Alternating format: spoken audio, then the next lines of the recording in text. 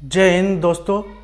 हम आप लोग को पढ़ा रहे थे नीति निर्देशक तत्व भाग 4। अनुच्छेद कहाँ से कहाँ तक था? यह अनुच्छेद था यह 36 से 51 तक ना। इसको इंग्लिश में बोलते हैं डीपीएसपी। क्या बोलते हैं इसको इंग्लिश में? DPSP, directive principle principles of state policy.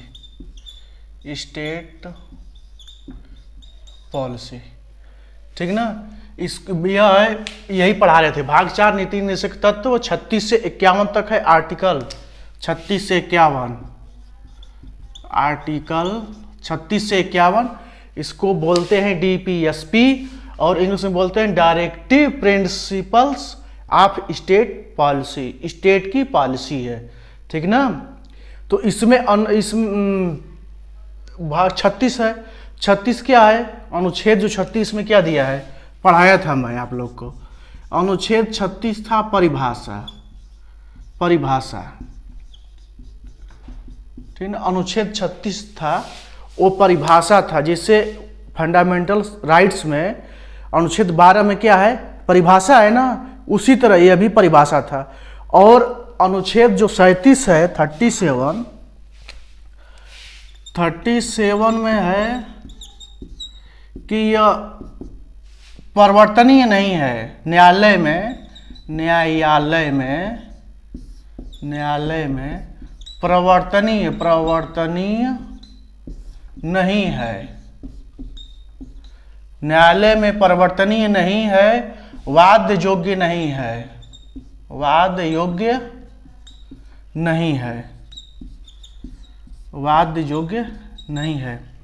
न्यायालय में परिवर्तनीय नहीं है और वाद योग्य नहीं है। परिवर्तनीय का मतलब होता है इनफोर्स, बरियाई से आप नहीं कर सकते हैं।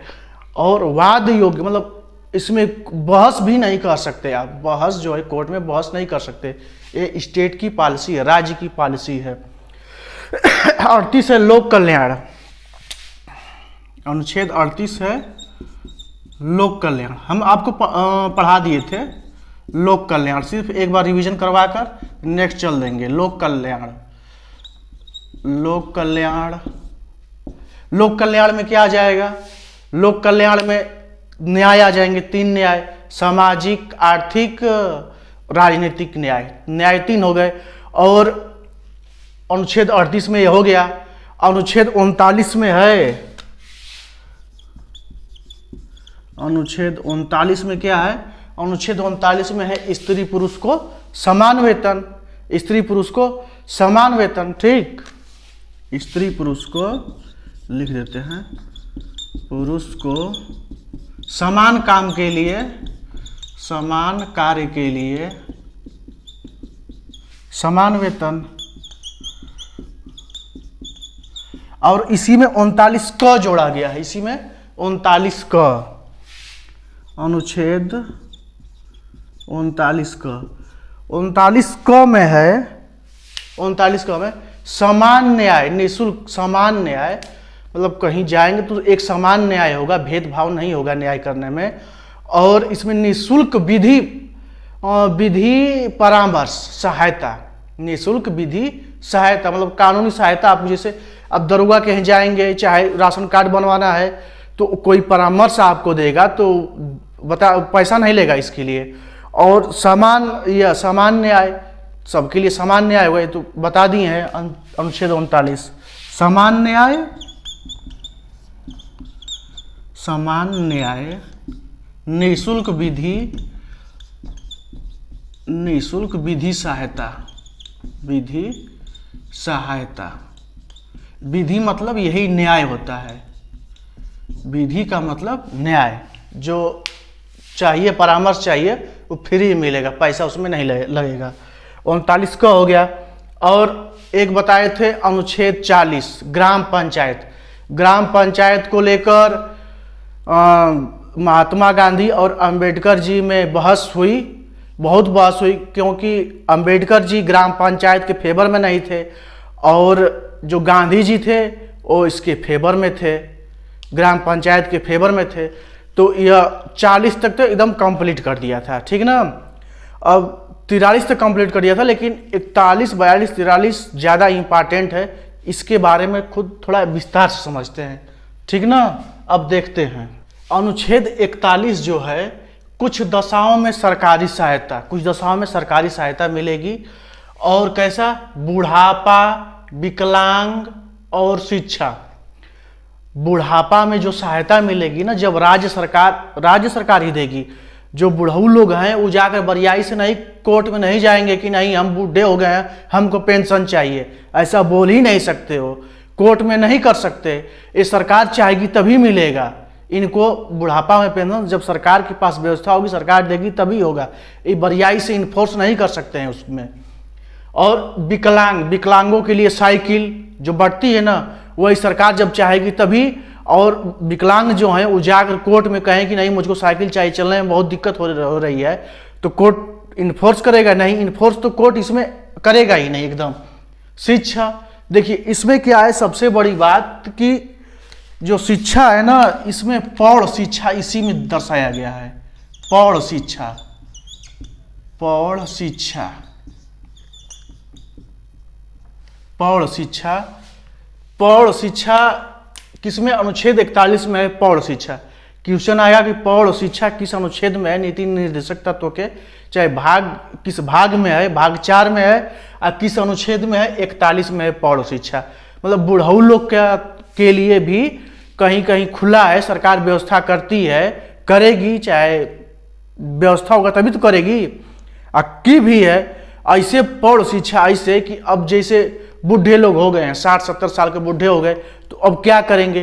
तो वही अब जब जाएंगे कहीं चाय पिएंगे बैठकर, तो सब बुढ़ऊ आपस में बैठकर बात करेंगे, अरे इनका पतोहिया, मतलब यही आपस में सब बात ही करेंगे। और क्या सबको मालूम है। तो अब बूढ़े लोग को क्या करेंगे बेचारे? कोई काम करने योग्य नहीं रहेंगे।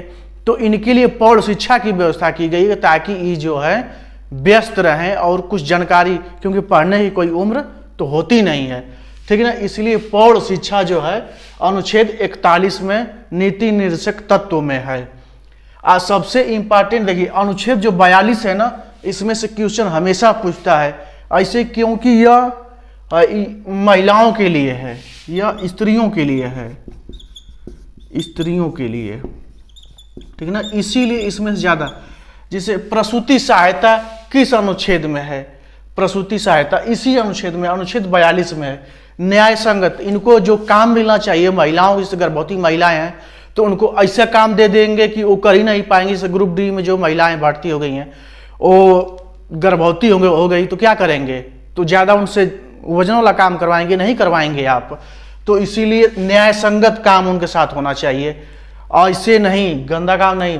मनोचित दशा, मनोचित दशा मतलब उनका दिमाग का संतुलन। जैसे आदमी बीमार पड़ता है ना, तो उसको बाद में मालूम चलता है कि अरे हम कल बीमार थे यार, हमको समझे में नहीं आया। लेकिन जो महिलाएं होती हैं ना, वो जब बहुत ज़्यादा बीमार पड़ती हैं, मनोचित दशा, मनोचित दशा मतलब जैसे उनका साइकिलिंग जो होता है ना, तो उसके लिए भी दिमाग ठीक नहीं रहता, तो उस हिसाब से उनको कहीं कहीं इनको 3 दिन की छुट्टी भी दी जाती है किसी विद्यालय में। विद्यालय में क्या, किसी राज्य में दी जाती है। अब कहीं कहीं लागू है, कहीं नहीं लागू है। तो केरल में लागू है, ठीक ना, 3 दिन की इनकी छुट्टी मिलती है। तो इनकी दशा को भी देखकर किया जाता है, काम दिया जाता है। अब प्रसूति सहायता, प्रसूति सहायता में क्या है कि 3 महीना पहले, जैसे पेट जब डिलीवरी होने वाली है, पेट से बच्चा गर्भवती हैं, तो अब जब बच्चा पैदा होने वाला होता है तो मालूम चलेगा कि दिसंबर में होगा कि जनवरी में होगा। डेट पहले डॉक्टर दे देता है। जब डॉक्टर डेट दे दिया है तो उस डेट से 3 महीने पहले और 3 महीने बाद तक, मतलब 6 महीने की इनकी छुट्टी मिलेगी। और 6 महीने की छुट्टी में इनकी सैलरी नहीं काटी जाएगी, ठीक ना। तो यही है प्रसूति सहायता। और प्रसूति सहायता 6 महीने की छुट्टी। अब अच्छा मान लीजिए कि सरकार नहीं दी, तो तब क्या करेंगे? जब सरकार छुट्टी नहीं देगी तो क्या करेंगे? कुछ नहीं करेंगे, कुछ कर ही नहीं पाएंगे, ठीक ना, क्योंकि एक कोर्ट में जाने जो सरकार के ऊपर है, एक कोर्ट में आप नहीं जा सकते इसके लिए। और मनोचित दशा, मनोचित दशा मतलब एक पुरुषों के लिए भी यह लागू होता है। मनोचित दशा, जिसे कोई आदमी ड्यूटी पर है, काम कर रहा है अपना, तो अब उसका बच्चा होने वाला होगा, तो मनोचित दशा उसका भी, जो मनोचित दशा, दिमाग जो है काम पर ज़्यादा नहीं जाएगा, क्योंकि घर पर रहेगा, पत्नी पर रहेगा कि उसका बच्चा डिलीवरी होने वाला है, तो उसी डेट फिक्स हो जाता है कि इस महीने में इस तारीख को होगा, 10 दिन आगे 10 दिन पीछे। तो इसीलिए इसमें भी क्या है कि जो मनुष्य है ना, जो आदमी है, जो पति है, ठीक ना, वो सब कांड के पीछे जो पति है, तो वो पति को डिलीवरी के 15 दिन पहले और 15 दिन बाद तक छुट्टी होती है। समझ गए ना। तो इसलिए यह अनुच्छेद जो 42 है बहुत ही इंपॉर्टेंट है और पूछता भी है प्रसूति सहायता जो है किस अनुच्छेद में है। प्रसूति सहायता अनुच्छेद 42 में है, नीति निर्देशक तत्वों के अनुच्छेद 42 में भाग 4 में, ठीक ना। तो अब यह हो गया अनुच्छेद 42। अनुच्छेद 43 जो है निर्वाह मजदूरी, लिविंग वेज, मतलब अनुच्छेद 43 में कह रहा है कि मजदूर को उतना मजदूरी दीजिए कि जिससे उनका जीवन निर्वाह हो सके। मजदूरी इतनी मिलनी चाहिए, मजदूरी इतनी मिले ताकि वे अपना जीवन यापन कर सकें,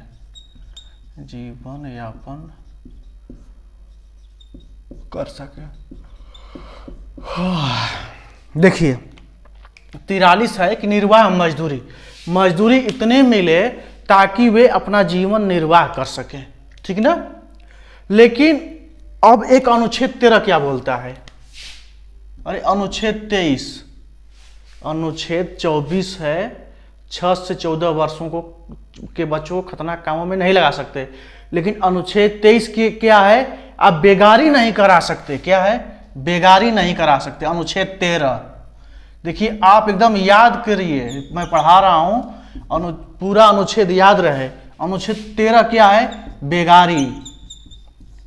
बेगारी नहीं करा सकते,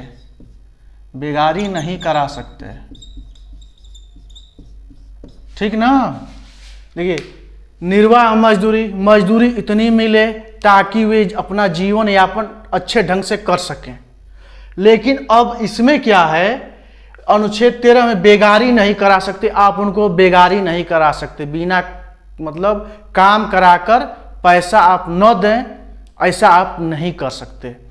लेकिन इसको डाल दिया गया है अनुच्छेद नीति निर्देशक तत्व में, मतलब कि इसमें आप कोर्ट में नहीं जा सकते। कोर्ट में इसका जानते हैं सबसे गलत फायदा उठाया जाता है इसी का। जैसे स्कूल में जो प्राइवेट स्कूल वाले हैं क्या करते हैं कि अपने यहाँ नौकरी पर रख लिए टीचर को कि नहीं मेरे यहाँ पढ़ाओ, और उस बेचारे को 1500 रुपया 2000 रुपया में वो पढ़ाते हैं प्राइवेट वाले हैं। अब 2000 रुपया में वो कितना बढ़िया, मतलब कितना पढ़ाएंगे, मन से पढ़ाएंगे बेचारे, लेकिन उनको रखा जाता है, उनके जीवन यापन भी नहीं हो सकता उससे। वो करते हैं, अभी कोई बीटेक वाला लड़का है, चाहे बीटेक वाला लड़का, उसको कॉल सेंटर में लगा दी कि 8000 रुपया मैं तुमको दूंगा, तुम आ जाओ काम करो। वो कॉल सेंटर में हेलो, हाँ, जीने के लिए 1 मरने के लिए 2 दवाएं। क्या करेगा वो, यही करेगा 8000 रुपये में। मतलब उनका जीवन यापन भी ढंग से नहीं हो पाएगा। वो कोर्ट में भी नहीं जा सकते, यदि कोर्ट में गए तो कोर्ट में बताएंगे ना कि नहीं 8000 रुपये देते हैं, मतलब बेगारी नहीं करते हैं। मूल अधिकार में यही है ना कि बेगारी नहीं कर सकते आप। और नीति निर्देशक तत्व में क्या है, निर्वाह मजदूरी। जब नीति निर्देशक तत्व में चला गया तो आप कोर्ट में जा ही नहीं सकते। कोर्ट में गए मूल अधिकार को लेकर कि मैं काम करता हूं, मुझको पैसा कम मिलता है, तो वो बोलेगा कि अरे मैं बेगारी नहीं करा तो मैं तो पैसा देता हूँ, 8 रुपया देता हूँ दिन भर का। तो अब कोर्ट भी कहेगा हाँ तुमको पैसा मिलता है। मतलब इसमें कोर्ट भी नहीं कुछ कर सकता, जो करेगा सरकार करेगी, ठीक ना। तो अब इसका बहुत ज़्यादा मिस यूज करते हैं, सब कंपनी वाले करते हैं बहुत ज़्यादा। लड़कों को चाहे स्कूल वाले कोई मैडम को पढ़ाने के लिए अपने यहाँ रख लेंगे, 1500 रुपया महीना देंगे, बेचारी क्या करेंगे। उससे बढ़िया घर से रहने से अच्छा है कि वहीं पर चल के पढ़ाते हैं बच्चों को, स्वेटर बिनेंगी चाहे कुछ भी करेंगी, पढ़ाएंगी बेचारी 1500 में। तो वही है, अब वो जाकर दावा भी नहीं कर सकती कोर्ट में कि हमको नहीं मिलता है। अनुच्छेद 13 जो मूल अधिकार है बोलता है कि बेगारी नहीं करा सकते आप, तब उनसे बेगारी कहाँ करा रहा है? तो कह रहा, वो तो बता ही देगा कि मैं तो इतना रुपया देता ही हूँ उनको, 8 रुपया देता हूँ, कोर्ट कुछ नहीं करेगा। ठीक, देखिए अब सरकार के ऊपर सब होगा। देखिए अनुच्छेद देखते रहिए, समझते रहिए। 43 का है कामगारों की भागीदारी। कामगारों की भागीदारी मतलब कोई कंपनी में काम कर रहा है, 10 लोग काम कर रहे हैं, तो अब उनसे पूछना पड़ेगा ना कि कब छुट्टी जा रहे हो आप, बताइएगा कि हमको छुट्टी जाना है। तो अब छुट्टी जाना है तो उसको पहले बता देगा, तो उस हिसाब से उनके अभी कुछ काम करना है कंपनी में, किनको ओवर टाइम लगाना है तो उनसे पूछ के करेगा ना। तो वही कामगारों की भागीदारी, उसमें भी काम की भागीदारी आप करेंगे, उसी के लिए बोला है अनुच्छेद 43 क में कामगारों की भागीदारी। और देखिए इसमें 43 है, इसमें क जुड़ गया, इसमें ख जुड़ गया, ठीक ना। क ख बाद में जोड़े गए हैं, जहां क ख देखिए ऐसे आ गया, जैसे 43 का है ना, अनुच्छेद 43 चाहे ऐसे लिख दे, क लिखे चाहे ऐसे लिखे, और चाहे ऐसे लिख दे ए, ठीक ना। बतिया बराबर है, जैसे जो बड़ा है तो बड़ा को बिग बोलो, जेठ बोलो, ज्येष्ठ बोलो, है ना, बस ऐसे ही। तो अब इसको समझिए, क लिख दिए। तो अब कामगारों की भागीदारी, इसमें ख क्या है? सहकारी समिति या कोऑपरेटिव। कोऑपरेटिव का मतलब है कि 20 लोग की कमेटी रहेगी, जैसे कहीं कुछ काम करना है तो अब सरकार डायरेक्ट काम तो नहीं करेगी ना, तो अब इसके लिए कोऑपरेटिव बना देगी, 20 लोगों का समूह बना देगी और दिशा निर्देश देगी कि एक काम करना है, डायरेक्शन देगी, एक काम आप लोग करना है, मैं इतना चीज भिजवा दे रहा हूं, ठीक ना। उसी को बोलते हैं कोऑपरेटिव। तो ये 43 तक तो हो गया कंप्लीट। तो अब अनुच्छेद जो 44 है, अनुच्छेद 44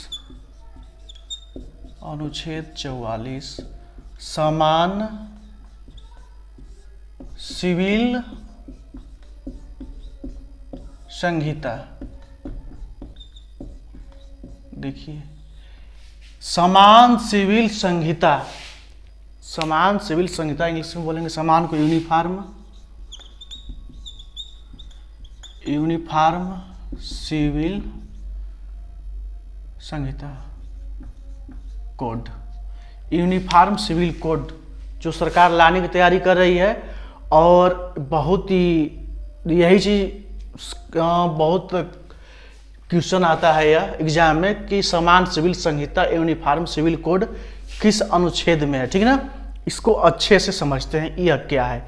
देखिए इसमें क्राइम करने वाले को, जब कोई क्राइम करेगा उसके लिए क्या होगा? दंड संहिता। इसी में दंड संहिता, क्या दंड संहिता, दंड संहिता सबके लिए समान है।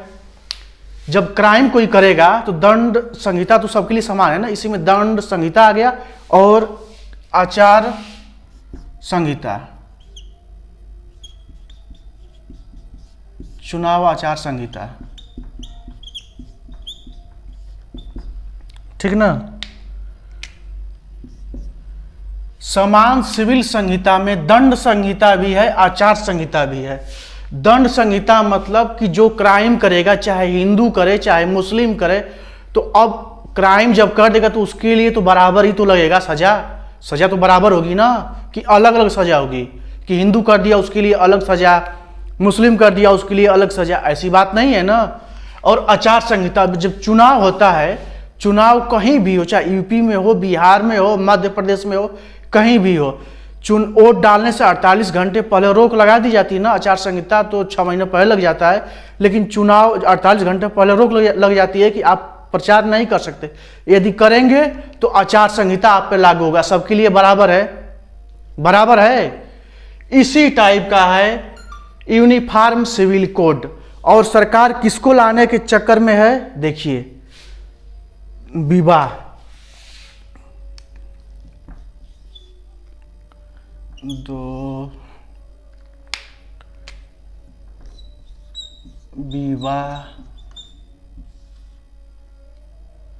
विवाह के बाद आ गया तलाक, तीसरा वसीयत,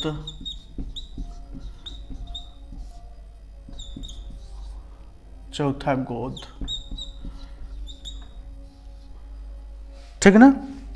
जो सरकार लाने की तैयारी में है, इसी के लिए लाने की तैयारी में है। दंड संहिता सबके लिए बराबर है, कोई भी हो। आचार संहिता सबके लिए बराबर है, लेकिन अब लाने की किस तैयारी में है? विवाह, तलाक, वसीयत, गोद। अब इसके लिए भी लाने की तैयारी में है। और जो चूंकि इस जब लाएगी ना समान सिविल संहिता, तो पूरा चेंज करना पड़ेगा, हर चीज चेंज करना पड़ेगा। उसके लिए ना पूरा वो व्यवस्था करना पड़ेगा। जब चेंज करेगा तो उसके लिए पूरा हर सिस्टम चेंज करना पड़ेगा। जब सिस्टम चेंज होगा तो प्रॉब्लम आएगी। लेकिन सरकार इस समय दोनों तरफ बहुमत में है, लोकसभा में भी है और राज्यसभा में, दोनों में बहुमत में है।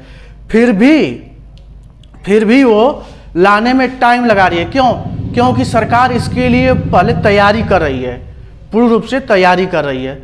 जब सरकार तैयारी कर रही है, पक्का लाएगी, 100% लाएगी, उनके उसमें है, मैनिफेस्टो में है। ठीक ना। देखिए विवाह के लिए इसमें रीतियां जो है सबके लिए बराबर। जो रीति जिसकी है सबकी रीति तो एक ही रहेगी। जो मुस्लिम है वो अपने हिसाब से करेगा, वो कबूल है करेगा। हिंदू है वो अग्नि का फेरा लेगा। ठीक। तो इसके लिए जो ईसाई हैं मोमबत्ती जलाएंगे, मोमबत्ती जलाकर होगा शादी। तो रीति तो बराबर रहेगी। लेकिन इसमें क्या है? बहु विवाह के लिए है, एक से ज्यादा विवाह आप नहीं कर सकते। जैसे मुस्लिम में क्या है? मुस्लिम में है कि बहु विवाह की यहाँ पर प्रचलन है।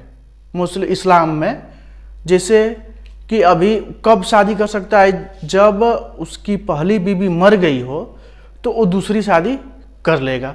कोई भी कर लेगा, तो कॉमन बात है, कर लेगा। लेकिन अब इसमें क्या है कि जब उसका बच्चा पैदा नहीं हो रहा है, जब बच्चा पैदा नहीं हो रहा है तो अब पहली बीवी से लिखवा कर शादी कर लेगा। ठीक ना। तो अब इसीलिए उसको विवाह के लिए बहु विवाह को खत्म हो जाएगा। अब एक से ज़्यादा शादी नहीं कर सकते। ऐसे तो सभी लोग 2 लोग शादी किए हैं। मुलायम सिंह यादव अपने जो मुख्यमंत्री थे पहले, और दिग्विजय सिंह मध्य प्रदेश के मुख्यमंत्री थे, रामविलास पासवान वो भी थे, शशि थरूर थे। 2 तो हिंदू तो है ही हैं, लेकिन उसमें वो दूसरी टाइप की शादी है। ठीक ना। लेकिन अब ऐसे बहु विवाह वाली प्रथा नहीं कि ज़्यादा शादी कर लें, वो खत्म हो जाएगा। और तलाक देखिए 3 टाइप के तलाक थे। तलाक 3 टाइप के थे। तलाक ए हसन, तलाक ओ हसन, तलाक ए बिद्दत। जो सरकार ने खत्म किया है, तलाक ए बिद्दत को खत्म कर दिया है। ठीक ना। लेकिन अब इसमें क्या है कि तलाक अभी 2 टाइप के तलाक हैं। अब जब समान सिविल संहिता जब ला देगी तो तलाक के लिए सबको कोर्ट से लेना पड़ेगा तलाक। अब ऐसे नहीं ले सकते। इस्लाम में अभी जो दोनों तलाक है ना, जैसे हिंदू का कहाँ से होता है? कोर्ट से होता है तलाक। वैसे भी मुस्लिम में भी हो जाएगा कोर्ट से तलाक। उसमें जो तलाक हसन, तलाक अहसन दोनों है, वो 3 महीने का टाइम होता है, 30-30 दिन का होता है। ठीक ना। तो वो भी खत्म हो जाएगा। डायरेक्ट एकदम जो भी काम होगा वहां से होगा, कोर्ट से होगा। तो अब देखिए इसमें विवाह में क्या हुआ, विवाह वाले में, कि जब बच्चा पैदा नहीं हो रहा है तब बीबी से लिखवा कर शादी कर लिया। तो इसमें क्या हुआ कि एक धार्मिक, देखिए धार्मिक स्वतंत्रता किसमें है? अनुच्छेद 25 में धार्मिक स्वतंत्रता है। अनुच्छेद 25 में धार्मिक स्वतंत्रता है। और धार्मिक स्वतंत्रता और अनुच्छेद 13 में क्या है? अनुच्छेद 13 में क्या है कि यदि हमारे जब संविधान लागू हुआ, जो कानून बना संविधान में, तो उस संविधान लागू अंग्रेजों के समय के बनाए हुए, चाहे उसके पहले के चाहे बाद के, और जो पर्सनल लॉ है, हिंदू सिविल कोड चाहे मुस्लिम वाला जो है, वो सब लागू रहेंगे। लेकिन तब तक लागू वही लागू रहेंगे जो मूल अधिकार से कोई खतरा न हो, मूल अधिकार का। तो जब विवाह में क्या हुआ कि जब महिला चली गई, बोली कि धार्मिक स्वतंत्रता में अनुच्छेद 13 जब बोलता है कि मूल अधिकार से, क्योंकि मूल अधिकार यह है कि जब पति, अनुच्छेद 15 क्या बोल रहा है, अनुच्छेद 15 बोल रहा है कि लिंग जाति धर्म जन्म स्थान वंश के नाम से आप भेदभाव नहीं कर सकते। तो जब आदमी औरत के रहते हुए दूसरा शादी कर रहा है, तब लिंग, जब अनुच्छेद 15 जब मूल अधिकार जो बता रहा है हम लोग का कि हम लोग सभी इसमें लिंग जाति धर्म मतलब लिंग कि जब भेदभाव नहीं होगा, तो ऐसा भेदभाव क्यों कि पुरुष शादी कर ले मैं शादी ना करूं, वो मेरे रहते हुए दूसरी बीवी रख लें और मैं न ही रखूं, तो ये तो भेदभाव हुआ, मूल अधिकार साथ हमारे खिलवाड़ हुआ। और अनुच्छेद 13 जो बता रहा है, अनुच्छेद 13 बता रहा है कि कानून पीछे का भी लागू रहेगा, बाद का भी लागू रहेगा, लेकिन मूल अधिकार से टकराव होगा तो उस कानून को खत्म कर दिया जाएगा। तो अनुच्छेद जब 15 लिंग जाति के नाम पर भेदभाव नहीं कर रहा है, तो हमारे साथ भेदभाव क्यों, मैं भी 4-4 पति रख लूं, ठीक ना। तो अब इसी को लेकर कोर्ट में गया और कोर्ट ने बोला कि ठीक है, सरकार जो है समान सिविल संहिता लाए। सरकार को लाना है, कोर्ट तो करेगा नहीं, कोर्ट तो लाएगा नहीं, क्योंकि इसको नीति निर्देशक तत्व में डाल दिया गया है। बात समझ गए ना। तो अब देखिए तलाक क्या है, तलाक भी यही है कि जो तलाक, जैसे तलाक होता है ना, तलाक 3 टाइप के तलाक थे, तो एक टाइप का तलाक हट गया, 2 टाइप का तलाक है। तो अब दोनों जो है वो जो भी तलाक लेगा वो सीधे कोर्ट से लेगा, समझ गए। वसीयत हिंदू में क्या है कि जब जैसे कोई लड़का है, पति पत्नी है दोनों, और जब पत्नी का डिलीवरी होने वाला हो तो उसमें उसका पति मर जाए, तो जब पति मर जाए तो ससुर जी रहेंगे, तो ससुर जी का जो वसीयत है, जो संपत्ति है, वो लड़का भी पेट में ही रहेगा, फिर बाद में पैदा हुआ तो उसको मिलेगी। लेकिन मुस्लिम में क्या है कि जब उसके पिता मर गए, अब जो छोटका जो पैदा होगा, जो बाबू पैदा होगा, तो अब वो क्या, जब उसके दादा चाहेंगे तभी मिलेगा और नहीं चाहेंगे तो नहीं मिलेगा। तो इसके लिए भी है कि वसीयत। गोद लेने के लिए भी क्या है, गोद तभी ले सकते हैं चाहे लड़का हो या लड़की, किसी को गोद लेंगे ना तो वो आपसे 21 वर्ष छोटा हो, ठीक ना। ये नहीं कि आप 25 वर्ष के हैं, 24 वर्ष की लड़की को गोद ले लिए, समझ गए। तो ऐसे नहीं, तो अब गोद भी लेना है तो 21 वर्ष छोटा लड़का होगा या लड़की होगी, 21 साल छोट, तब गोद ले सकते हैं।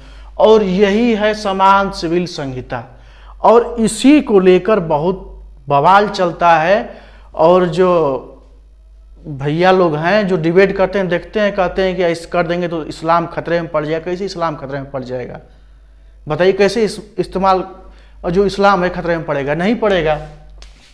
जब इस्लाम को फॉलो करना है, यदि कोई मुस्लिम किसी का हाथ काट ले और हाथ के बदले हाथ, आंख के बदले आंख, सऊदी अरब में चलता है ना कानून, कड़ा कानून, ऐसा कानून जब इंडिया में लागू हो जाएगा तो आधे ऐसे साफ हो जाएंगे, समझ गए ना। तो अब इसीलिए तो कोई बवाल वाली बात नहीं है, समान सिविल संहिता यही है। और आप लोग अच्छे समझ गए होंगे, समान सिविल संहिता को यही सरकार लाने वाली है बस। तो अब देखते हैं नेक्स्ट अनुच्छेद 45। अनुच्छेद 45 में है 6 से 14 वर्ष के बच्चों को फ्री में प्राथमिक शिक्षा। यह था अनुच्छेद 45 में है, लेकिन अब इसको कर दिया गया है 21 क में चल गया है। यह कहाँ चला गया है? 21 क में संविधान के 86वां संविधान संशोधन द्वारा,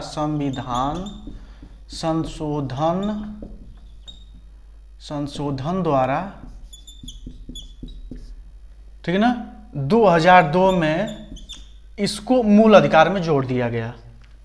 ठीक, 6 से 14 वर्ष के बच्चों को फ्री में प्राथमिक शिक्षा, इसको नीति निर्देशक तत्व में डाला गया था। ऐसे डाला गया था कि जब देश आज़ाद हुआ, हम लोग जब संविधान बना, तो उस समय किसी को फ्री में कुछ करने के लिए पैसे नहीं थे। नया नया देश आज़ाद हुआ था, तो हर चीज़ फ्री में किसी को नहीं हो सकता ना। जब सरकार के पास व्यवस्था हो गई कि नहीं अब हम कर लेंगे, तो इसको नीति निर्देशक तत्व से हटा कर मूल अधिकार में डाल दिया गया। इसमें क्या है कि इसमें कि 6 से 14 वर्ष के बच्चों को, ठीक है,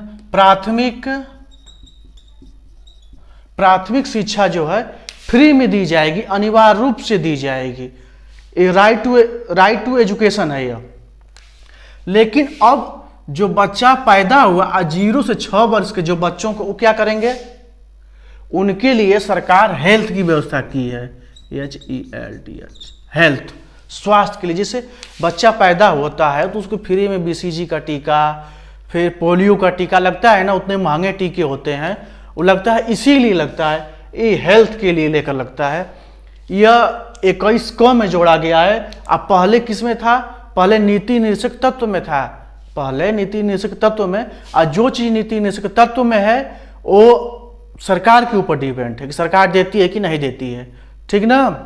तो यह है अनुच्छेद 45। अब अनुच्छेद 46 जो है SC ST के लिए विशेष व्यवस्था। SC ST आरक्षण के लिए जैसे कहीं होता है व्यवस्था की जाती है, तो इसी को ना अंबेडकर जी ने इसी को बोला था, अनुच्छेद 32 को बोला था, अनुच्छेद 32 को, कि वो आत्मा बोले थे। लेकिन इसको बोले कि यह राजनीतिक न्याय बोले थे ना, राजनीतिक न्याय। कौन कौन न्याय है, राजनीतिक न्याय, तीसरा वाला सामाजिक न्याय, आर्थिक न्याय। तो अब SC ST में ये होता है ना कि यहाँ पर SC सीट है, यहाँ पर ST सीट है, व्यवस्था होती है ना। ये जरूरी भी है, क्योंकि मैं बताया था कि समाज में 2 तरह के लोग हैं, तो अब एक नीचे है एक ऊपर है। तो जो नीचे थोड़ा सा जोर लगाकर ऊपर थोड़ा कर दें, इनको खत्म थोड़ी किया जा रहा है, ये बोल रहा है कि ये भी आप बढ़िए। लेकिन इसमें क्या थोड़ा प्रॉब्लम है ना, प्रॉब्लम यह है जैसे बड़े नेता रामविलास पासवान जी हैं, तो अब रामविलास पासवान के लड़के को भी मिले आरक्षण, तो उसमें गड़बड़ी है। लेकिन इसको गड़बड़ी नहीं होगा, ये जाति के नाम पर मिलता ही रहेगा, क्योंकि जो आरक्षण था ना, वो आरक्षण 2020 में खत्म हो गया था। आरक्षण जो है 2020 में खत्म हो गया था। और इसी को लेकर जो विपक्ष वाले हैं सरकार, मोदी जी के ऊपर हल्ला बोलते थे कि सरकार जो है खत्म कर रही है, आरक्षण खत्म कर रही है। लेकिन इन्होंने संसद से तो 10 वर्ष के लिए 2030 तक आरक्षण लगवा दिया संसद से, ठीक ना। तो अब इसमें सरकार जो भी काम करती है ना, अपने वोट बैंक को देखकर करती है, वो रियलिटी नहीं देखती है। उनका वोट बना रहे, इस काम करने से वोट बनेगा तो ठीक है, नहीं बनेगा तो नहीं करेगी, ठीक। तो यही है अनुच्छेद 46। अनुच्छेद 47 पोषाहार। अनुच्छेद 47 क्या कहता है, सभी को पोषाहार युक्त खाना, न्यूट्रिशन पोषाहार युक्त खाना मिले।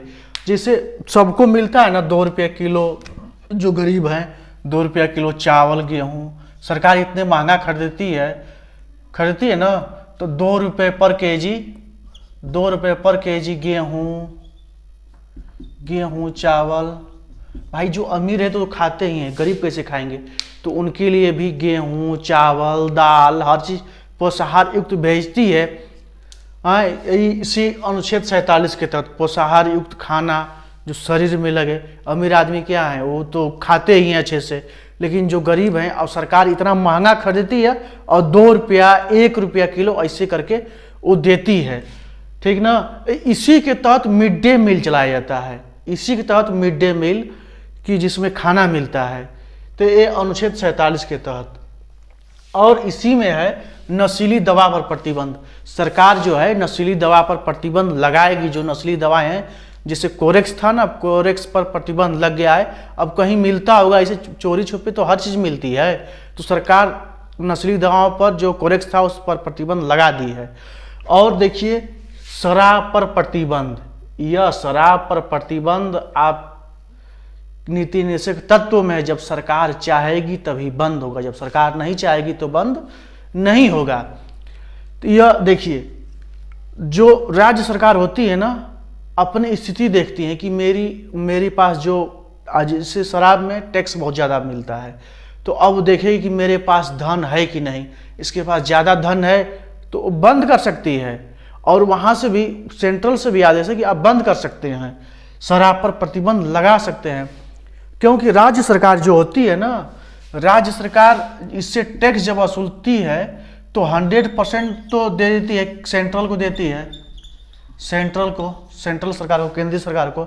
अब यह क्या करता है, इसमें से 43% राज्य को लौटा देता है, 43% जो है टैक्स सरकार को, राज्य सरकार को दे देता है।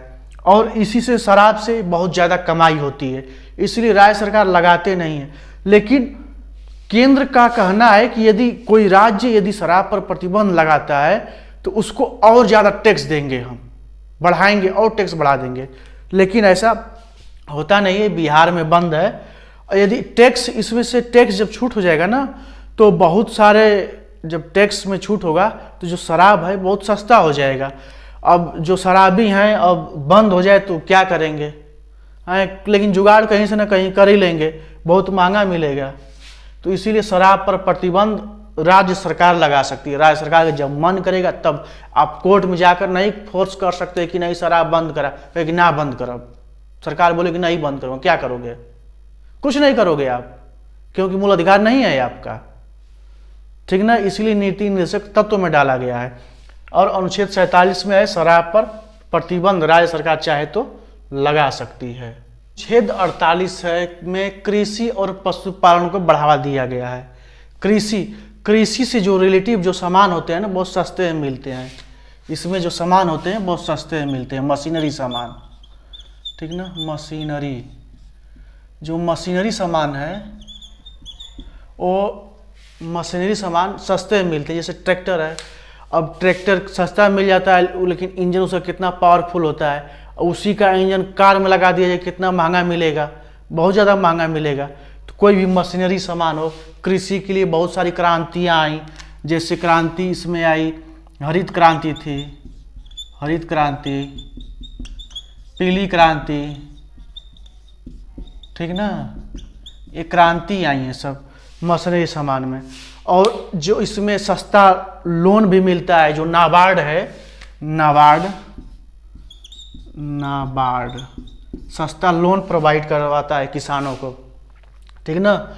और जो पशुपालन है, पशुपालन को बढ़ावा के लिए भी सरकार लोन दे देती है। आर्थिक दुधारू, देखिए इसमें क्या है, कम बहुत यह जो सेंसेटिव है, आर्थिक दुधारू, इसमें पशुपालन में क्या है, आर्थिक दुधारू,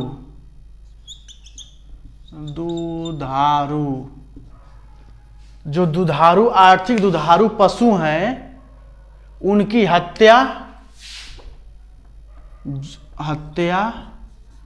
नहीं की जा सकती। आर्थिक दुधारू गायों की, जो गाय है उसकी हत्या नहीं की जा सकती, ठीक ना। तो इसमें क्या हुआ कि एक बार एक आदमी सुप्रीम कोर्ट में दाखिल कर दिया कि जब दुधारू गाय की हत्या तो नहीं होगी, पशु की हत्या नहीं होगी, जो गाय है उसकी हत्या नहीं होगी, लेकिन जब दूध नहीं देगी तो क्या होगा, तो कोर्ट ने कहा कि ओ तब तो उसकी हत्या हो सकती है। तो कहा कि ठीक है, बात मान गया, ठीक ना। लेकिन क्या है कि जो सुप्रीम कोर्ट है ना, वो अपना फैसला बदल सकता है। तो एक आदमी इसी पर कह दिया कि ठीक है, दुधारू जो गाय है उसकी हत्या नहीं होगी, दुधारू गाय की हत्या नहीं होगी, जो बिसुक गई है उनकी तो हो सकती है। लेकिन एक आदमी ने फिर मुकदमा दायर किया सुप्रीम कोर्ट में, कहा कि ठीक है, लेकिन जो गाय गाभिन होने के बाद जो गोबर देती है, जिससे हम लोग घर में खाना बनता है, उस पर लिट्टी चोखा बनता है और उसका मूत्र से दवा बनता है, तो कैसे हत्या होगी उसकी? तो कोर्ट ने कहा कि हाँ तब तो हत्या नहीं होगी। तो इसने कह दिया कि जो राज्य सरकार है ना, राज्य सरकार ये चाहे तो प्रतिबंध लगा सकती है, प्रतिबंध लगा सकती है कि गायों की चाहे पशु की हत्या ना हो। तो इसीलिए इसी आधार पर अब राज्य, अब ये नहीं कि अब सभी लोग कर ले, अब जाकर अब बंद करवा देंगे, जब सरकार चाहेगी तभी बंद होगा गौ हत्या, ठीक ना। तो इसमें आप इन्फोर्स करवा कर नहीं करवा सकते। तो अब यह हो गया कि नहीं नहीं, जो सरकार चाहे तो गौ हत्या को रोक सकती है, प्रतिबंध लगा सकती है। जब वो प्रतिबंध लगा देगी तो आप कोर्ट में जा भी नहीं पाएंगे, क्योंकि कोर्ट का आदेश है जो आर्थिक दुधारू गाय हैं और जो पशु हैं उनकी हत्या नहीं हो सकती। उसमें बकरी उकरी भी आ जाएंगी, बकरी भी दूध देती है, लेकिन छोटे में ओटे में नहीं, गाय के मैटर में, ठीक है। तो इसीलिए इनकी हत्या नहीं हो सकती है और राज्य जो है वो कानून बना सकता है कि यहाँ पर दुधारू गाय, कोई भी गाय है, गौ हत्या बंद हो जाएगा। तो यूपी में फिलहाल बंद हो गया है, रोक दिए हैं जोगी जी कि गौ हत्या नहीं होगा। राज्य का मैटर है ना, जब राज्य चाहेगा तभी होगा, राज्य नहीं चाहेगा तो नहीं होगा। तो अब जोगी जी ने मना कर दिया है तो बस हो गया, राज्य को आप कोर्ट में नहीं जा सकते। तो 48 हो गया। लेकिन अब इसी में 48 एक क जोड़ दिया गया है। 1976 में सरदार स्वर्ण सिंह समिति ने रिपोर्ट दिया, उसी हिसाब से 48 क है, उसको देखते हैं। 1976 में 42वां संविधान संशोधन सरदार स्वर्ण सिंह समिति की सिफारिश पर वन्य जीव पर्यावरण के बारे में बताया गया। जैसे इसमें क्या था, 48 में यही था ना कि सरकार किस में देगी बढ़ावा, कृषि के लिए और पशुपालन,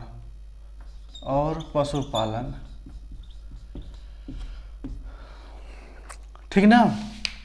देखिए वन्य जीव पर्यावरण दोनों को रखना है, वन्य जीव और पर्यावरण। तो यह सरदार स्वर्ण सिंह समिति ने कहा कि जो पशु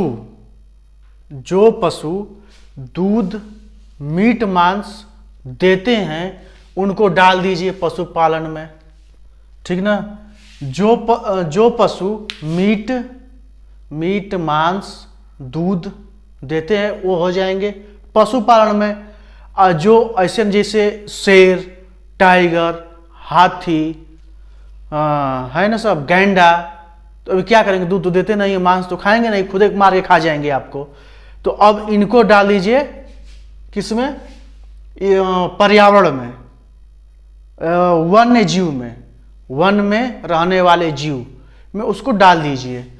और कृषि में क्या है, कृषि में जो अपना गेहूं चावल तो है ही है, वन कैसा होगा, वन जैसे अशोक का पेड़, अर्जुन का पेड़, पीपल का पेड़, बरगद का पेड़, बबूल कांटा वाला जो है ना, तो इनकी तो कोई जरूरत नहीं है।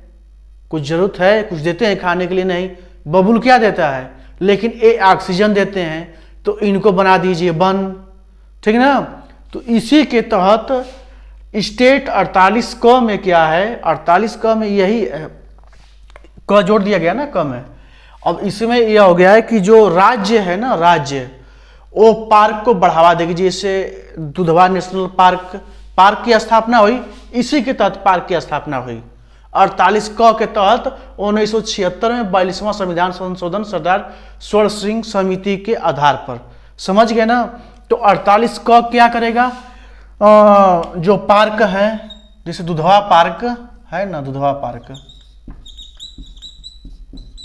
पार्क, लायन सफारी जो इटावा में है, अखिलेश जी ने दिया है ना।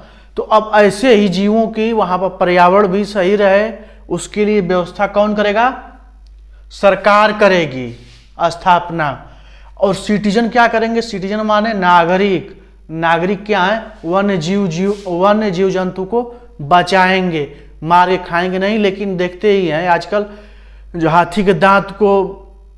हाथी को मार के हाथी का दांत निकालते हैं, गैंडे का सींग निकालते हैं मारकर, शेर की खाल निकाल लेते हैं मार के, तो मारने वालों को कोई कमी है? यह इसीलिए नहीं, इसीलिए कुछ नहीं कर सकता क्योंकि यह इसमें है, नीति निषेध तत्व में है। नहीं तो उन सबको तो समझते हैं कोर्ट क्या सजा देती, मूल अधिकार में होता तो। यह नीति निषेध तत्व में है और सरकार इसको बढ़ावा देगी।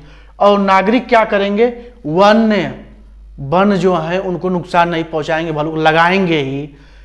और जीव जंतु जो हैं, जो वो जीव जंतु हैं उनको मारेंगे नहीं, बचाएंगे वन्य जीव जंतु को। तो इससे पर्यावरण में संतुलन बना रहेगा। तो इसी की तरह सिटीजन का कर्तव्य है वन्य जीव जंतुओं को बचाना। और सरकार का काम है दुधवा पार्क के, सब पार्क की स्थापना करना, पेड़ लगाना, ठीक ना। तो ये हो गया अनुच्छेद 48, कंप्लीट हो गया 48। 49 देखते हैं, अनुच्छेद 49, राष्ट्रीय महत्व धरोहर। धरोहर, इमारत, पुरातत्व। धरोहर मतलब जैसे ताजमहल, लाल किला धरोहर है ना, इसकी रखवाली कौन करेगा? सरकार करेगी, राज्य सरकार करेगी। इमारत है, पुरानी इमारत जैसे किला, यहाँ पर राजस्थान में राजपूतों का किला है, मुगलों का किला है, उनकी भी रखवाली कौन करेगी? सरकार करेगी, स्टेट सरकार करेगी, स्टेट राज्य सरकार करेगी। पुरातत्व जैसे सिंधु घाटी की सभ्यता वहाँ से मूर्ति एक मिली थी, टूटी मूर्ति, तो उसको भी रखना। जैसे स्वर्ण, उस समय स्वर्ण मुद्राएं मिली, जो मुद्राएं चलती थी उसको रखना, ठीक है ना। तो ये इसी के तहत इसकी कौन रखवाली करता है? CISF वाले रखवाली करते हैं। आप गए होंगे तो CISF वाले मिले होंगे। तो अब इसी के तहत भारतीय तात्विक सर्वेक्षण की स्थापना की गई है। और 50 अनुच्छेद 50 देखते हैं। अनुच्छेद 50 से कार्यपालिका को न्यायपालिका से अलग किया गया। देखिए अनुच्छेद 50, अनुच्छेद 50 मतलब 50-50 मतलब आधा आधा। कार्यपालिका को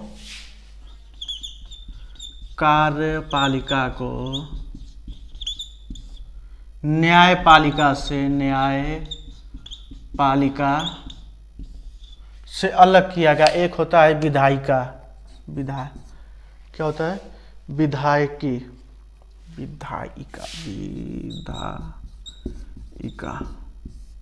यह है विधायिका ना, यह है विधायिका, यह है कार्यपालिका। देखिए इसमें क्या होगा कि अनुच्छेद 50 में कार्यपालिका को न्यायपालिका से अलग कर दिया गया। क्योंकि जब बताइए दरोगा जो है उसी को सजा देने के लिए आ जाए, कोई मर्डर कर दिया, तो मर्डर कर दिया दरोगा क्या करेगा? तो उसको पकड़ के देगा कोर्ट में ना, जज को देगा ना, जज सजा देगा।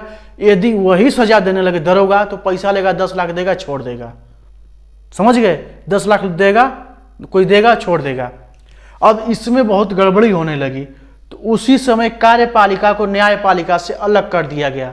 मतलब कि CBI चाहे इनकम टैक्स वाले किसी पर रेड मारें और वही मामला सलटा लें, नहीं। तो अब देखिए यहाँ पर क्या है, कानून जो बनाते हैं नेता, कानून बनाते हैं नेता जो है, कानून बना। जैसे GST बन गया, निर्मला सीतारमण ने वहाँ पर बिल पास करवाया ना संसद में। जब संसद में बिल पास हो गया तो जो कानून बन गया, तो कानून की रखवाली कौन करेगा? जिस GST हमने नहीं दिया, कोई GST नहीं दिया, 18% GST नहीं दिया, तो अब GST कोई नहीं देगा, तो अब कौन पकड़ेगा उसको तो पकड़ेगा कार्यपालिका ना। यहाँ तो कानून बन गया कि GST देना है सबको, GST नहीं मिला तो कौन पकड़ेगा? कार्यपालिका। और कार्यपालिका जब पकड़ेगा तो कौन सजा देगा? न्यायपालिका। समझ गए? तो अब यही कार्यपालिका हर चीज काम पहले निपटाती थी तो कितना गड़बड़ होता, अब करती तो कितना गड़बड़ होता। लेकिन पकड़ के दे देगी इनको न्यायपालिका को, न्यायपालिका भी लिखेंगे क्यों मैंने छोड़ा है इनको, लिख कर देंगे, ठीक ना। तो अनुच्छेद 50 में 50-50, इसका याद करने का तरीका अनुच्छेद 50 कार्यपालिका को न्यायपालिका से अलग कर दिया गया। ठीक, तो अनुच्छेद 50 कंप्लीट हो गया। देखिए मूल कर्तव्य है, अब मूल कर्तव्य बहुत अच्छा सा मैंने लिख दिया है, इसमें एक बार पढ़ देता हूँ, ठीक ना। पढ़ने के बाद आप लोग स्क्रीनशॉट ले लीजिएगा, इसको नोट कर लीजिएगा, ठीक ना। पर इससे 42वां संशोधन 1976 में सरदार स्वर्ण सिंह समिति की सिफारिश पर जोड़ा गया। इसे रूस के संविधान से लिया गया है मूल कर्तव्य को। इसे न मानने पर कोई दंड का प्रावधान नहीं है, समझ लीजिए। इसे भाग 4 क में, 4 क भाग 4 है ना, भाग 4 में नीति निष्ठ तत्व, तो भाग 4 क में क जोड़ दिया गया, में अनुच्छेद 51 क के तहत जोड़ा गया है। मूल कर्तव्य 51 क के तहत जोड़ा गया है। मूल संविधान में मूल कर्तव्य नहीं थे, मूल संविधान में मूल कर्तव्य नहीं थे। 42वां संविधान संशोधन 1976 द्वारा 10 कर्तव्य तथा 86वें संशोधन द्वारा एक और मौलिक कर्तव्य जोड़ा गया। वर्तमान में मौलिक कर्तव्य की संख्या 11 है। पहला, संविधान का पालन करना तथा उसके आदर्श संख्या संसद चाहे सुप्रीम कोर्ट, हाई कोर्ट, राष्ट्रीय ध्वज, राष्ट्रीय प्रतीक तथा राष्ट्रीय गान का सम्मान करना। राष्ट्रीय आंदोलन को प्रेरित करने वाले आदर्शों का पालन करना। राष्ट्रीय आंदोलन को प्रेरित करने वाले आदर्शों का, हाँ। देश की संपूर्णता, एकता तथा अखंडता को बनाए रखना। देश की रक्षा करना तथा राष्ट्र की सेवा करना। देश के लोगों में समग्र तथा भाईचारा बनाए रखना। देश की समृद्ध तथा गौरवपूर्ण समृद्धि की रक्षा करना। वैज्ञानिक दृष्टिकोण अपनाना। पर्यावरण, वन्य तथा वन्य जीवों की रक्षा करना। सार्वजनिक संपत्ति की रक्षा करना। व्यक्तिगत तथा सामूहिक भलाई के लिए तैयार रहना। 6 से 14 वर्ष के बच्चों को के अभिभावक का यह कर्तव्य होगा अपने बच्चों को प्राथमिक शिक्षा उपलब्ध कराना। इसका स्क्रीनशॉट लीजिए, मैं मिटाऊं इसको, अब मिटा रहा हूं इसको।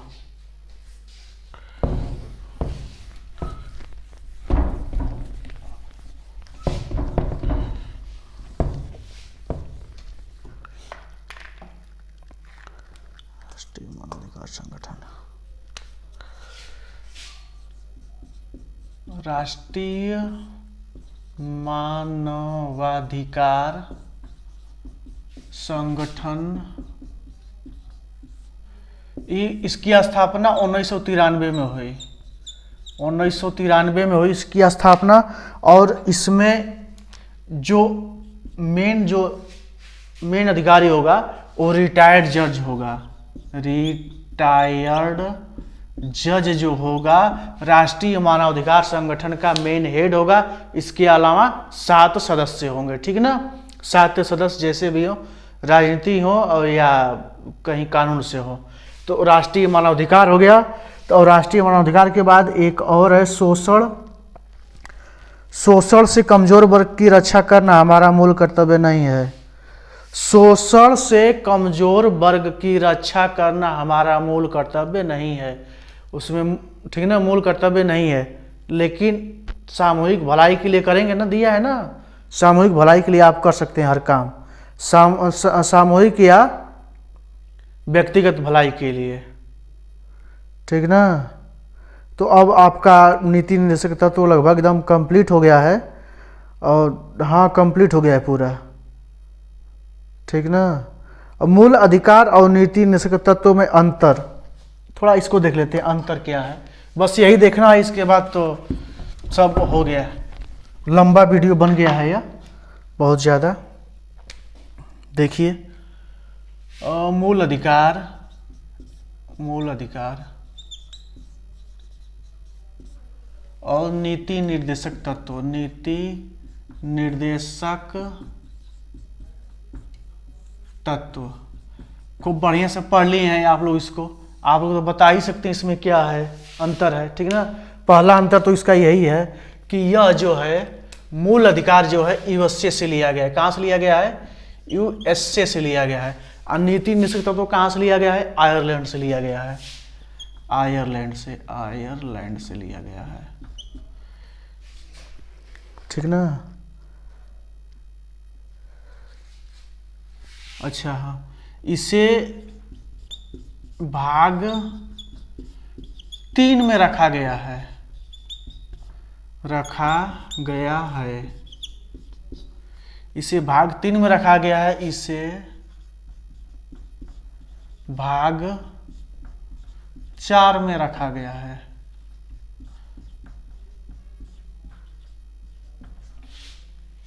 और इसमें क्या है खूबी? यह प्रवर्तनीय है, यह जो है प्रवर्तनीय है कि नहीं? प्रवर्तनीय, बरियाई से कोर्ट से ले सकते हैं। इसमें यह प्रवर्तनीय नहीं है, यह प्रवर्तनीय नहीं है, यह प्रवर्तनीय नहीं है। और यह वाद योग्य है, बहस योग्य है, यह वाद योग्य है। वाद मीन्स बहस, यह वाद योग्य नहीं है, यह वाद योग्य नहीं है। और क्या है? जो मूल जो फंडामेंटल राइट्स है, यह जन्म सिद्ध अधिकार है, जन्म सिद्ध अधिकार है, जन्म लेते अधिकार मिल जाएगा, अधिकार है। आइए, इसे सरकार जब लागू करे तब, इसे सरकार लागू करे तब, ठीक ना? देखिए, और इसमें बहुत ज्यादा है जो अंतर है, मूल कर्तव्य और मूल अधिकार, नीति निषेध तत्व भाग 3 और भाग 4, और भी अंतर है। तो आप लोग और भी जो इसमें डिफरेंट है ना, कमेंट करके बताइएगा हमको, जो डिफरेंट जो हमसे छूट गया है उसको बताइएगा। देखिए कितना मेहनत से पूरा लंबा वीडियो बना है और बहुत ज़्यादा मेहनत लगा है कि आप लोग को बढ़िया से बता दें नीति निर्देशक तत्व, ठीक ना? तो आप लोग मेरे वीडियो को ज़्यादा से ज़्यादा देखिए, और जब आप लोग हमसे पढ़ेंगे तभी ना पढ़ाएंगे, और जब आप लोग हमसे नहीं पढ़ेंगे तो मैं क्यों पढ़ाऊँ? मैं दूसरा सब्जेक्ट पढ़ाने लगूंगा, ठीक ना? तो इसीलिए आप लोग इसको पढ़िए और कमेंट करके और डिफरेंट जो है नीचे बताइए कौन कौन डिफरेंट है। जो डिफरेंट मेरे समझ में आया तुरंत बता दिया तो ठीक है। तो मेरे वीडियो को ज़्यादा से ज़्यादा सब्सक्राइब, लाइक और शेयर कीजिए। और धन्यवाद। जय हिंद, वंदे मातरम।